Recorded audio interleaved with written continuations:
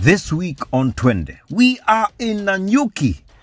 We go game tracking at the foot of Mount Kenya and spot one of the most rare antelopes in the world.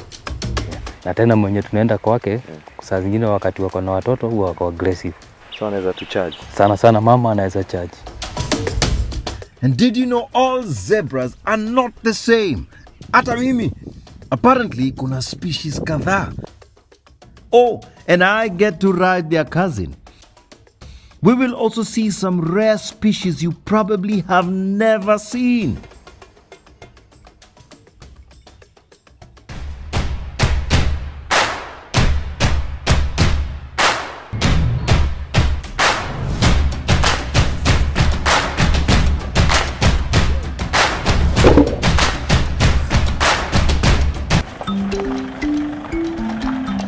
We are 10 kilometers from Nanyuki town at the Mount Kenya Conservancy early in the morning trying to catch the sunrise. It is the rainy season and getting to see it is proving hard. So nimeamka mapema hivyo vyote for nothing. It's 6:30, we are chasing the sunrise. And what I've learned, in the wild the sunrise ni kama kutrack lion. Sometimes what I get, sometimes out I get. I mean the sky is open, yes. But sometimes clouds itakam seme, nope. But funny enough, the sun is being covered by the sun.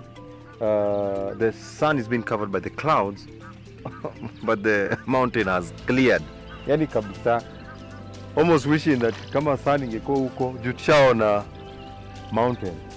But still from this view, we're seeing so much snow. The good thing with nature is that hauwezi nyimwa kila kitu. Even though it is cloudy, the mountain parts for us. The locals around Mount Kenya wake up to this view almost daily. Wameshazoea. But to the first explorers, it was mind-blowing. In fact, one of them is believed to have said that the white stuff at the peaks had to be chalk. They were amazed to find snow right at the equator. That was not the only unique natural thing they must have found.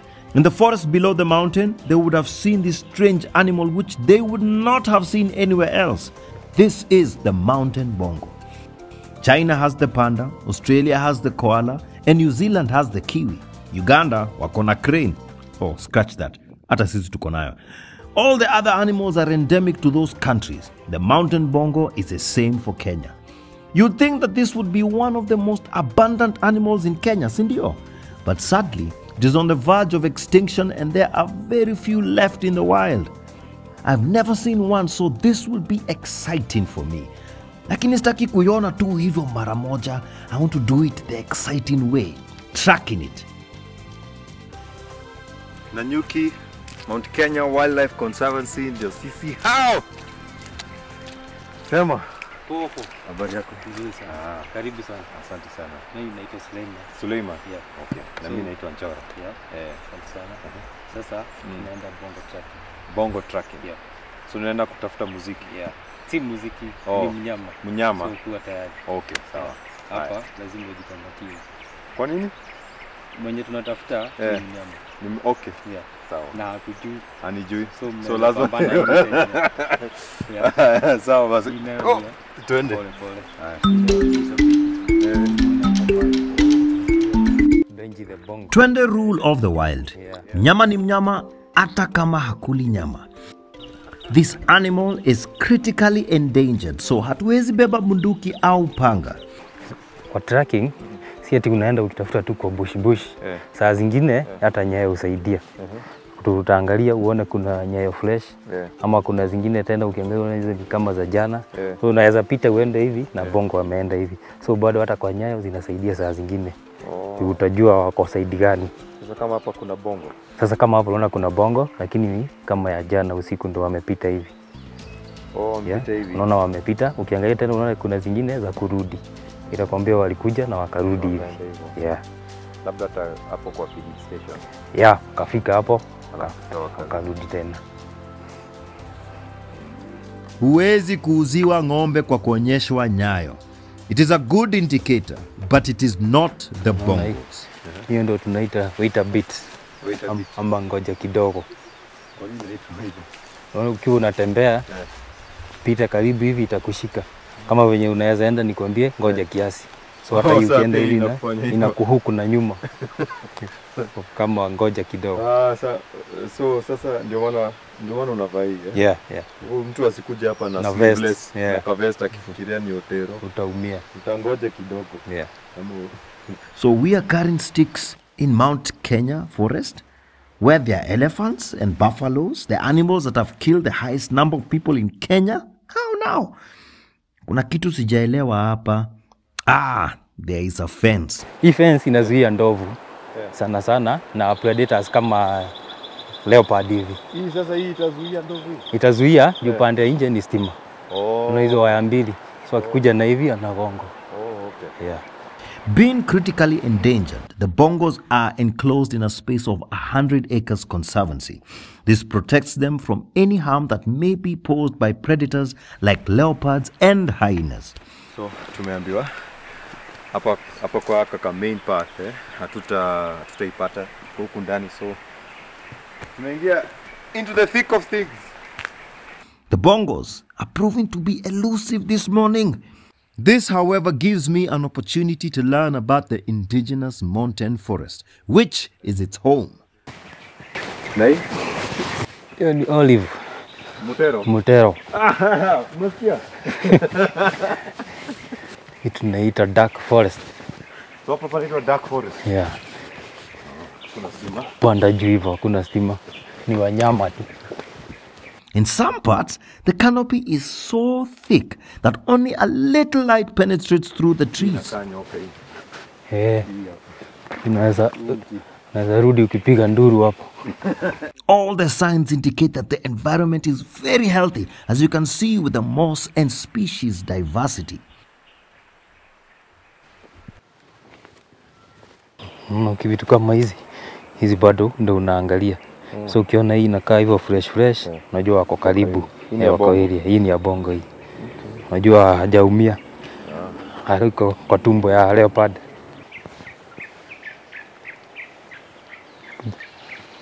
Sule tries to show me the smallest antelope in Kenya.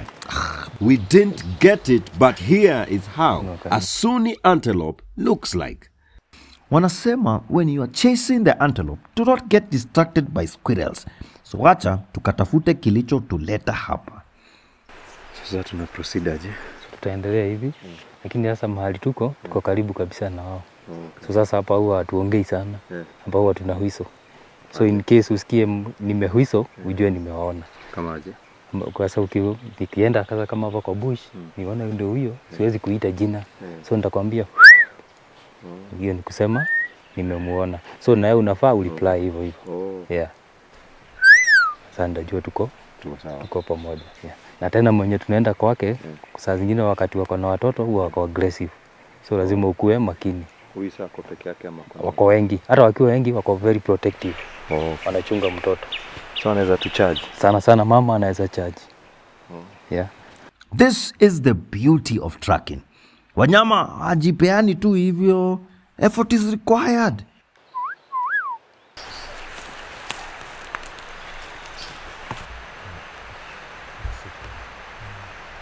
Ooh, and they have a baby. Kwa sahi wako protective. Lazima achunge mtoto. Ndio unaona ndio anakaribia mbele. Then we get to see the whole herd. Kwa hapa tuko na 13. Yeah. It is a great feeling to finally see them, but they still remain wary of us. A bongo can weigh up to 350 kilograms. Sasa mimi na 70 zangu hata hawezi sikia kitu akipita na mimi. These majestic creatures are the largest of the forest antelopes. The whole of conservancy tuko na 64 bongos. 64. Lakini tumeweka kwa group. Yeah. All we do, because we are trying to breed them, and then to introduce them back to the world. So huwezi zalisha mtoto na mama, the same family. So because of inbreeding, that's why tumeweka 13 hapo. Yeah. Okay, got it. Yeah. Ndume tu ndio naona, ndume hayuko. Lakini bado wako. Hapana. Lakini sasa hatujamuona ndume, itakuwaje? It is said that they are even more beautiful than the females. Hatuwezi kuja hivi vyote na tusimpate ndume. So it is back to tracking. And then there he is, calmly resting.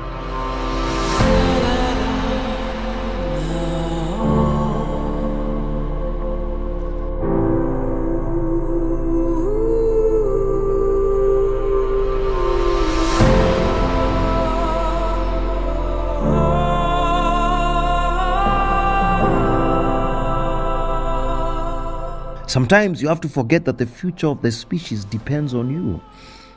Majestic. The name Bongo comes from the Kene language in Gabon, where they have a different species of the animal. Fun fact, the president there is called Ali Bongo, who, by the way, likes to visit Kenya. Kumbe hii ndio sababu. To the communities around the mountain, it is called Dogoro. From the 1960s, the population of the species started to decline sharply. The only way to enjoy bongo flavor back then was when the animal was in the pot. Kitoweo!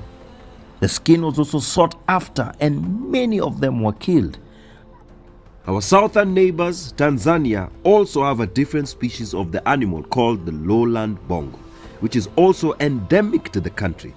Nafikiri hapo ndio bongo flavor ilitoka, so technically Kenya is also a bongo country, or maybe these areas around Mount Kenya and Aberdares. Kenya is yet to have a major species go extinct, and we definitely are not going to start with the animal that is uniquely Kenyan. A lot of resources are being dedicated to ensure the survival of this critically endangered animal, and the efforts seem to be paying off.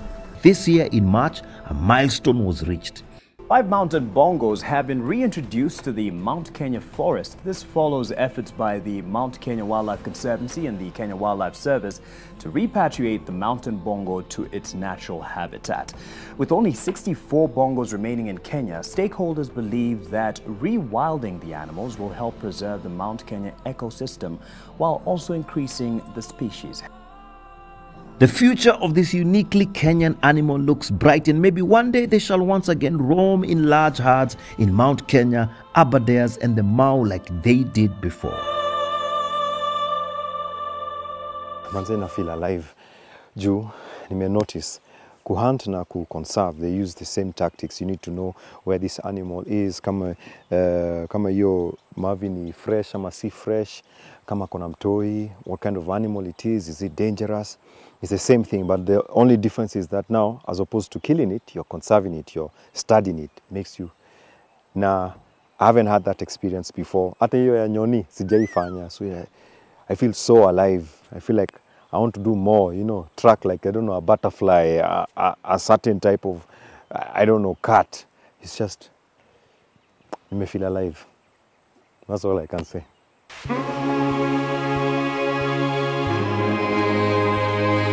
Welcome back from the mountain bongo tracking. Yes, that was amazing. It was very beautiful. Yes. Yeah. So now there is more experiences you're going to experience here. Okay. And right now you'll be going out for a private game tour through our free-ranging wildlife area. Yeah. It's a beautiful experience. Yeah. You'll be able to come closer to the animals. Yeah. And then after that experience, you'll also have another better experience which will bring you closer to the animals.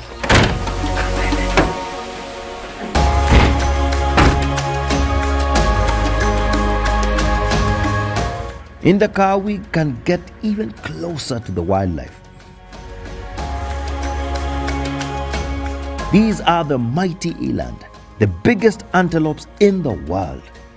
They are our wildebeest and of course my frenemies, Mbogo soldiers. At the Mount Kenya Conservancy, they have zebras, but not just any zebras. Many people think that these animals are all the same, Kamapunda, but no. In Kenya, we have 2 distinct species. One is a common zebra, which like the name goes, is very common, and is also known as the plain zebra. Lakini kuna huyu mwingine anayekaa tofauti. Mbona inakaa moja inakaa hivyo, ingine inakaa black sana, ingine inakaa imeoshwa. Hapa tuko na ile kitu tunaita the white zebras. Ama watu kuna rifaiwa pia kama white zebras ama golden zebras. Inakuwa ni a disorder ya genes, anakuwa hana ile black stripes. Some people mistake it to albinism, but ukiangalia karibu kama macho ni black, so they are not albinos. So ndio posa tunawaita white zebras, but ni kuzaana, wamezaana kati yao na the plain zebras, ikatokea hiyo trait ya like a white morph. Yes. This is still the plain zebra. The other species is a special one, and it is only found in Kenya and Ethiopia. This is the gravy zebra. They are the largest of the equidae family, that is the grouping that has horses, donkeys, and zebras. Hawa ndio baba yao. They have distinct narrow stripes that differentiate them from the common zebra. The ears are also different. Here they are all together. But can you spot the difference? That is the golden, plains, and the gravy zebra in a line. They are not easy to spot in the wild as they are highly endangered, and they only are about 2,000 of them left. Gravies are found north of the equator, so ukitaka kumuona ni lazima utembelee parks za northern Kenya.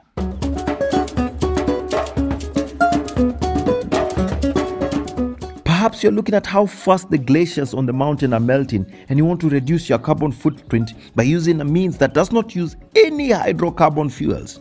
Lakini pia utaki kupedal na kutembea ni hatari. Sasa, wewe utasaidiwa aje? Asante. At the Conservancy, they can cater for that exact need. Misi farasi.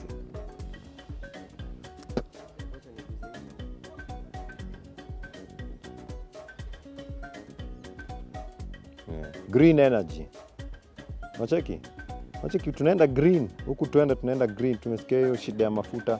Tunaenda green. Manze. Okay, twende.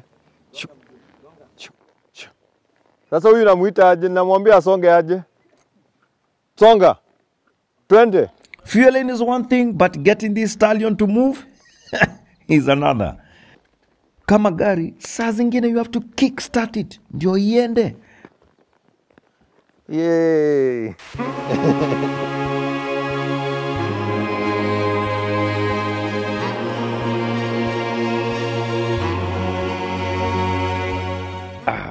This is freedom.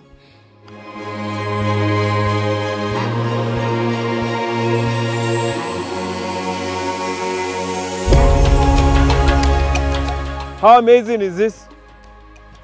Horseback, wildlife at the back, actually everywhere. Waterbacks, different type of zebras, a very charismatic horse. Manze, hii ndio poa. Twende. Nilikuwa nafikiria hata songa lakini amesonga. Aje niangusha.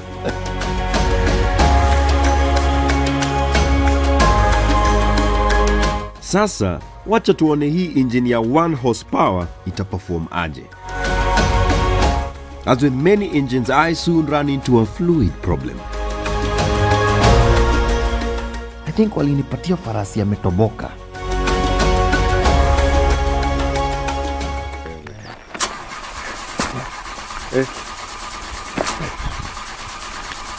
Hivi tu.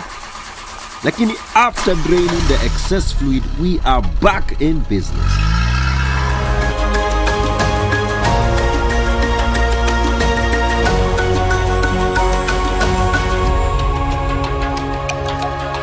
So getting close to the zebras is no big deal. I've done that walking.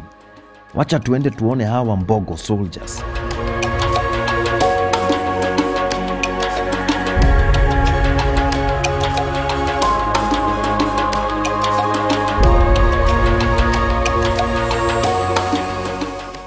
Aya, hawa nyati hawana shida.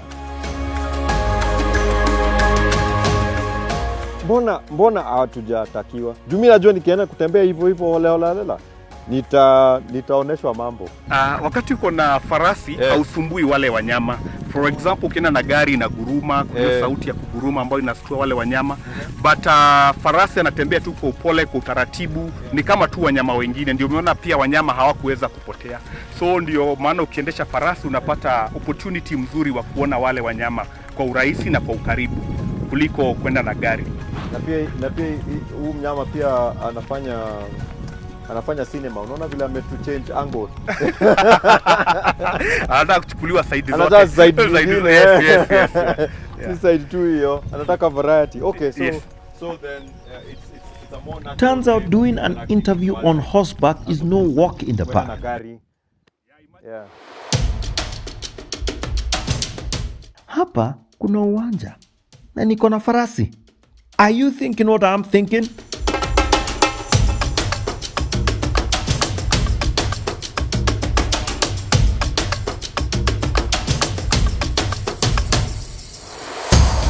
Gong race course, here I come.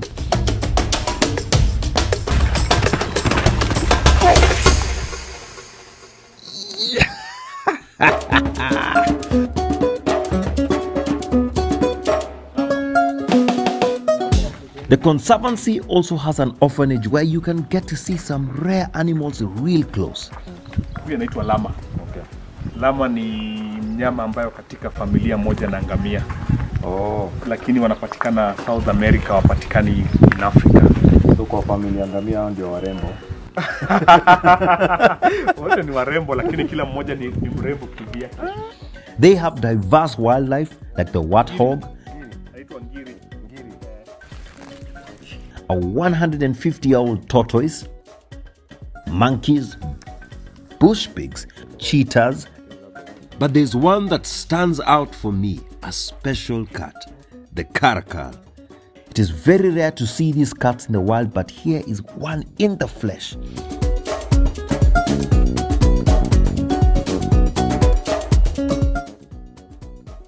The tail is short and the rear legs are longer than the front. They help the animal leap to great heights to catch its main prey, birds. At the orphanage, the next generation gets to see these animals and learn of their importance. Perhaps they can learn from the mistakes of the previous generation and take better care of this precious inheritance that our ancestors left us. Remember, we are yet to lose any major species. So next generation, tunaomba msituangushe. Continue. My day is made. I got to do bongo tracking and learn of the conservation efforts that are being made to save this endemic Kenyan antelope. I got to get close to the animals and race wild and finally saw some animals I had never seen before.